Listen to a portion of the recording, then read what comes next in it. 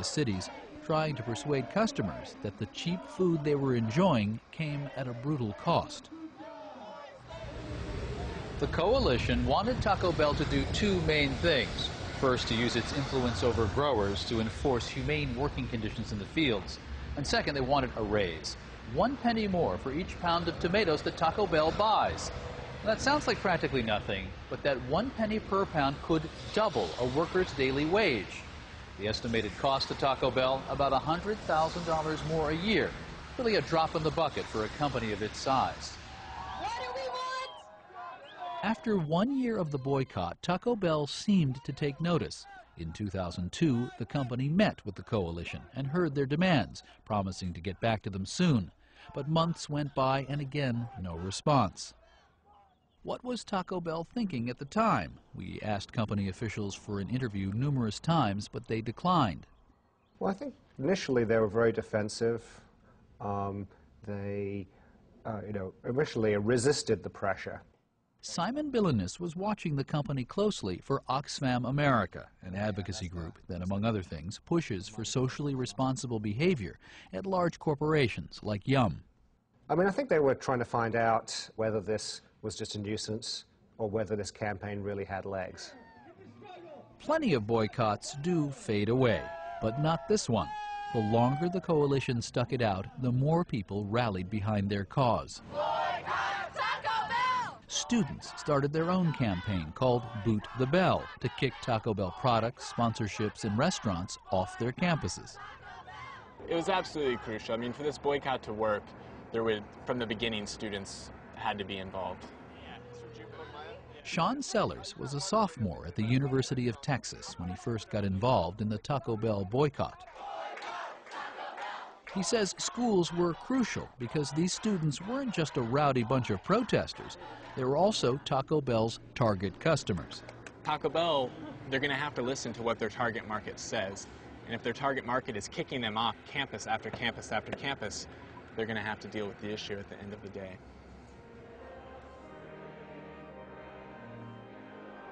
But there was more. Religious groups were also getting involved.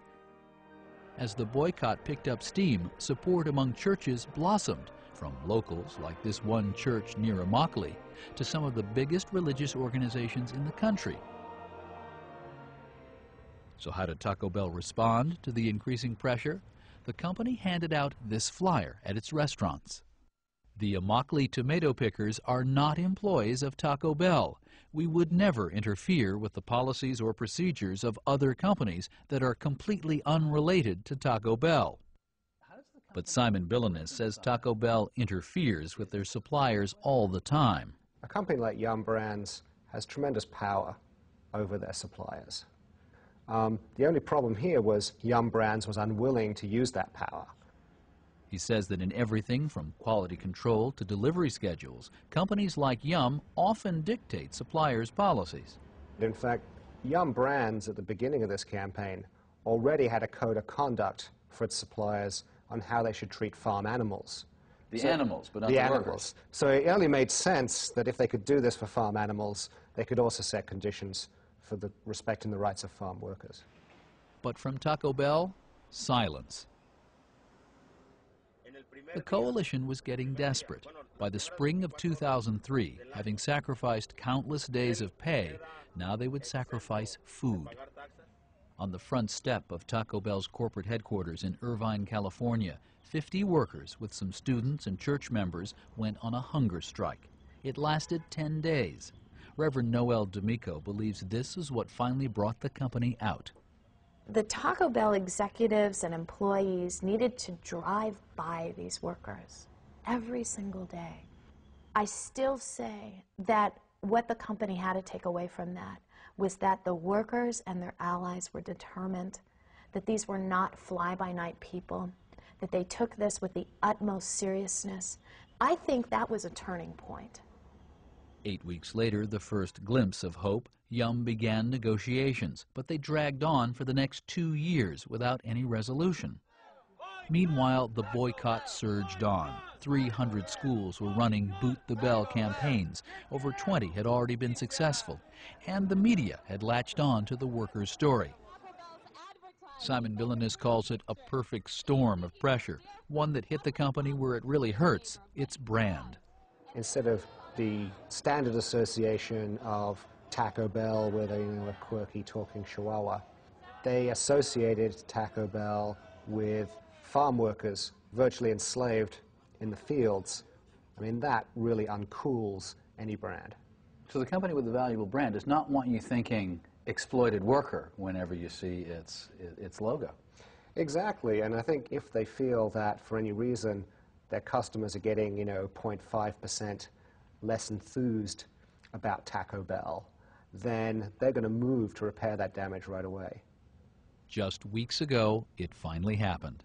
Yum Vice President Jonathan Blum stood on stage with Lucas Benitez and declared that his company and the workers in Florida were bound together. Taco Bell has taken a leadership role in social responsibility today by helping the CIW improve the working and pay conditions for farm workers on the tomato fields in Florida. The boycott of Taco Bell was over.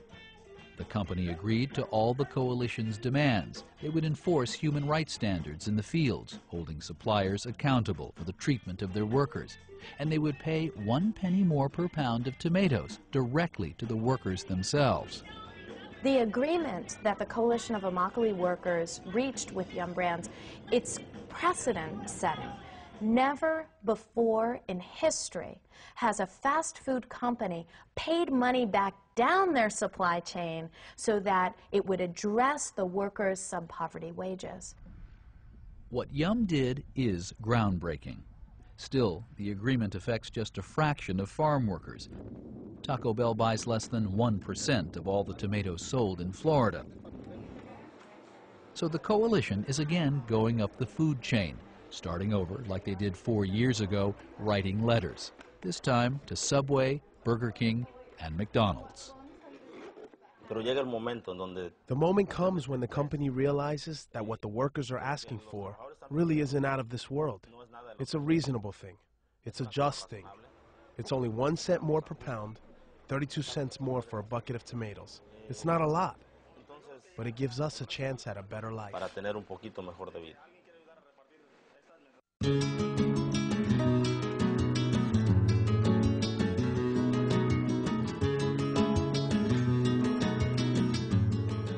Once again, from northern New Jersey, Public Broadcasting's David Brancaccio. The Immokalee workers may have found ways to get through to the hearts and minds of the Yum Corporation, but how do other hard-working Americans get attention from those with power over their futures, including their politicians? In California, one woman definitely has gotten the attention of the governor there. Roseanne DeMoro is the executive director of the California Nurses Association. Many of her colleagues voted for Arnold Schwarzenegger, but last fall, when the California governor rolled back rules requiring a minimum number of nurses on duty at hospitals, DeMoro led those nurses into the streets.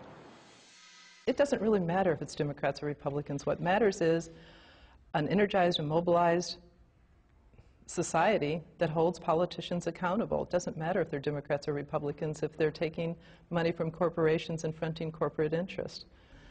We've had this incredible thing that's been occurring in California where the governor is essentially attacking registered nurses.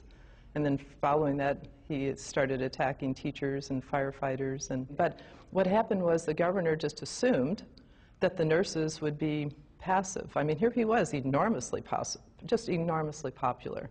The Democrats, the other labor unions, everyone said he was unassailable. You really need to try to cut a deal with this governor because you can't touch him. Now what, it was a bad bet expecting nurses to be passive? Oh, it was such a horrendous, it was a horrendous mistake. And we warned them. I mean, we warned them. Our legislative director said, you don't know what you're doing. You are making a tremendous mistake. Well, how'd you show them it was a mistake? Well, what we did was, the first thing that happened within a 3-week period, we mobilized 6,000 registered nurses to the Capitol. That's a lot of people to mobilize in 3 weeks. I mean, and they came from all over, and they were so upset because the governor had essentially denied them, in their mind, and as it continues, their right to care for their patients. Some nurses felt that the governor dissed them. In what way? There was a convention in Long Beach, a women's conference, and Arnold Schwarzenegger was the keynote speaker. So we were there,